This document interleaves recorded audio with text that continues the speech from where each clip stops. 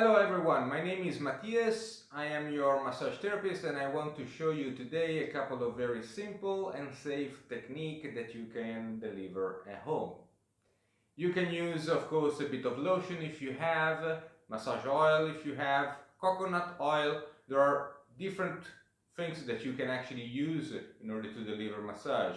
If you don't have any, it might be possible that you have some olive oil. That is good as well, and you can use that.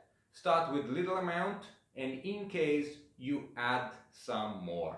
I rather prefer to work with the little amount of lotion of oil because I like to have a grip, a sensation of what I am doing without being too slippery, so I don't have I lose control. I don't like to have too slippery hands. I want to show you few techniques, so we start